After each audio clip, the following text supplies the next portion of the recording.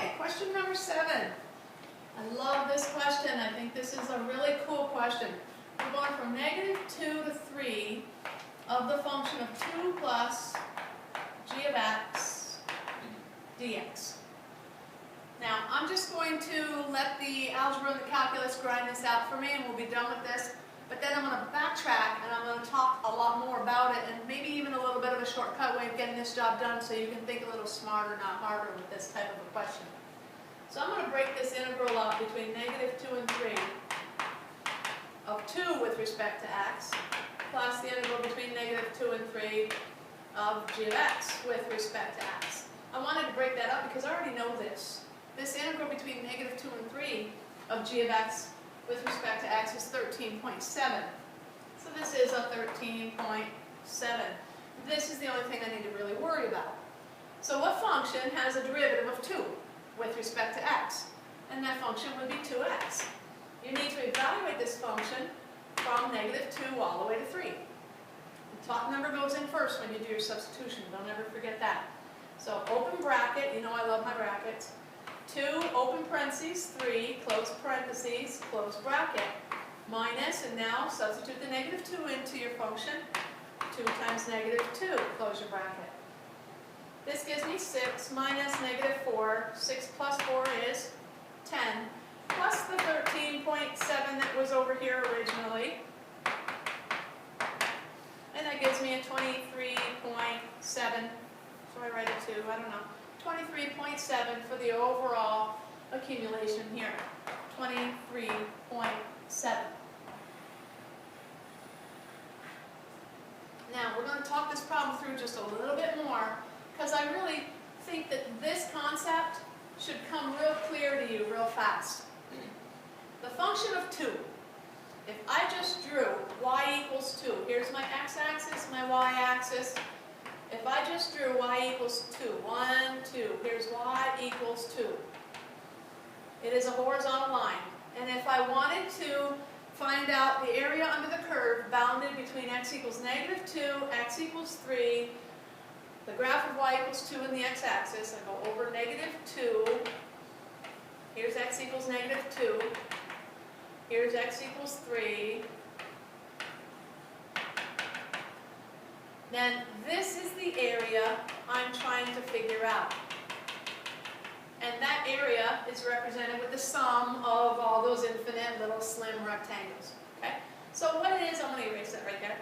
What is the base of this rectangle? Between -2 and 3 should get 5. And the height of this rectangle is consistently a 2. So the area of the rectangle itself is base times height, which is 5 times 2. Area equals base times height. 5 times 2, so the area is a 10. Not to surprise you that we got a 10 out of just working the Fundamental Theorem of Calculus out without much thought process behind it. This is just kind of a set algorithm that you just go step by step by step without having to do too much thinking. This over here says, oh, I'm thinking a little bit, and it's kind of simple. I have a base of 5 and I have a height of 2. You can tell what your base is because you got a lower limit and an upper limit. And these are x values. This is x equals -2. This is x equals 3. So the distance between a -2 and a 3 is a 5. So your base is 5. Your height, because this is your function, this is some derivative function right there, f prime, but it's a y coordinate somehow, or, well, it is if I draw it over here as a y coordinate with my first derivative function. Okay? And so I have base times height, which is 5 times 2, giving me 10. And I get the same answers if I did all this work, but thinking about it common sense-wise. All right, I'm going to bring you through this one other way as well. Okay? Let me see. All right, maybe 2 other ways. Okay? So, I'm going to erase what's right here for a moment. And I'm just going to write the fact that 2 plus g of x is the same thing as g of x plus 2. This says some y plus 2. This 2 right here represents a vertical shift up 2. And I think you'll all agree with that. When you see a plus 2 on the end of a function, it represents a vertical shift up 2. So what I could do is take the region between -2 and +3, which is right over here, between -2 and +3. And I could take this, just this graph, I don't need it, just this piece of the graph, I don't need everything. But I could take just this piece, and I could bring it up 2 units. If I bring it up 2 units, then I end up with a picture that looks something like this. And now I want the area of what's underneath here. I want all of this. So what I've done is I've created like a platform right here, and I've pushed C up into the air so that it's standing on the platform. So this 2 is like my platform. It's like the whole g of x function just got shifted up 2 and is now standing on a platform. Well, if the platform is 2 units high and 5 units wide, well then the platform accounts for 10 units of area, squared units of area. And then the rest of it is your 13.7, which is still sitting on top of the platform. That didn't change, it just got shifted right up. So you add your 13.7 together with your 10 and you get 23.7. And that should work. Okay? One last thing I want to mention, even though I love this whole idea of taking your graph and just shifting it up 2 units higher and sitting it on top of some kind of a platform or some kind of a box or whatever you want to call it. Just stand on top of it here. You still have your 13.7. This up here is still 13.7. This down here is now 10. You add your 13.7 together with your 10 and you end up with your 23.7, which is now the overall area if this graph were to be shoved up 2 units. Okay, I'm going to stop that talk. Although there was one other thing I wanted to mention. What was it? Let me see. You see this 2x right here? I do want to talk about this one more thing. This 2x right here represents another function, which is the original f of x, not the derivative function, but the original function. And we should all know what 2x looks like. It should look like goes through 0, 0, up 2 over 1, up 2 over 1, up 2 over 1. Kind of looks kind of steep, not totally steep, but it has a slope of 2. This is y equals 2x. If I take a -2 and put it in here, I get -4. If I take a -2 in here, I get -4. So at -2, this function is down here at -4. -2, -4. If I plug a 3 in, substitute a 3 in for x, 1, 2, 3, come up here, I get 3 comma, 2 times 3 is 6. The distance that I had to increase by in the y-axis, okay, the y value is increased from a -4 to a +6. That increase is an increase of 10, which is again another way you can think of that 10. I like this little box thing, okay? I like thinking of it as a platform, just stepping up on my function or pushing my function up in the air 2 units with a platform that's 5 units long. But this is also what's happening. This depicts the fundamental theorem of calculus to a T. It says that the area under the curve, and I erased that, but you had your y equals 2 graph over there with a horizontal line going straight across, and you had your little base times height. That had an area of 10, and so does this have a distance difference of 10 in height. All right, beat that, didn't I? Okay. We're going to leave off question 7, and we are going to get on to question 8.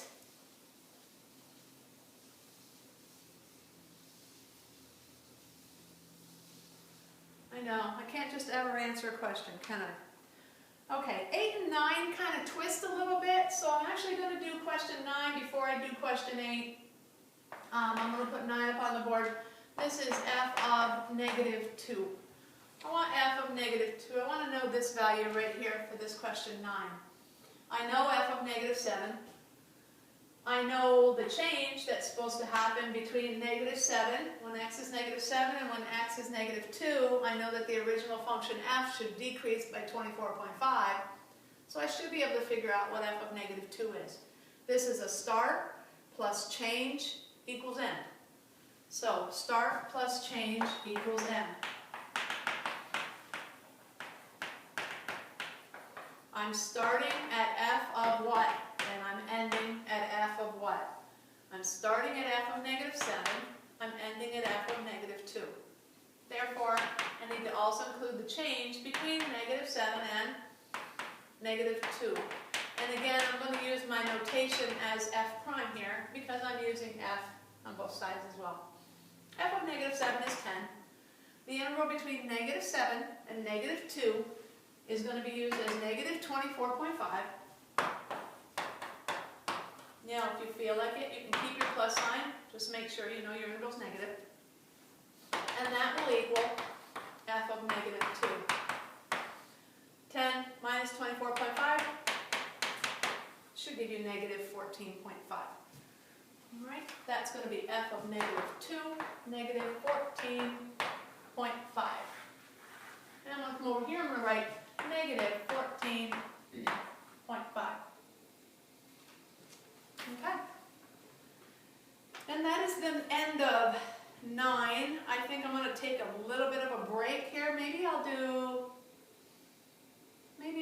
f of negative 12 and f of 12, and then I will break the video, okay? So I know I'm jumping just a little bit right now, but I'm going to find f of negative 12, which on my paper happens to be question 10, and I'll find f of positive 12 while I'm here as well. All right, f of negative 12. How am I going to find f of negative 12? I know f of negative 7, and I know the change in the original function f between x equals negative 12 and x equals negative 7, 24.5. So I'm going to do start plus change equals end. Start plus change equals end. I'm going to start at f of negative 12. I'm going to end at f of negative 7. F of negative 12 is the thing I'm trying to find. F of negative 7, okay, is 10. I'm jumping ahead of myself here. What's the change? Change has to go from negative 12 all the way to negative 7 of my first derivative function. And do I know the change over here between negative 12 and negative 7? What's the change in f? 24.5. So this is a 24.5, and it's positive, and this is f of negative 12, the thing I'm trying to find. So I'm going to subtract 24.5 from both sides of the equation to get my f of negative 12 alone. And 10 minus 24.5 is negative 14.5. So f of negative 12 is negative 14.5. F of negative 12 is negative 14.5. Now, nowhere on this sheet did I ask you to find f of 12. However, we will need f of 12 in just a minute, so I'm just going to go back over here and I'm going to find f of 12 before I shut off the video for a minute.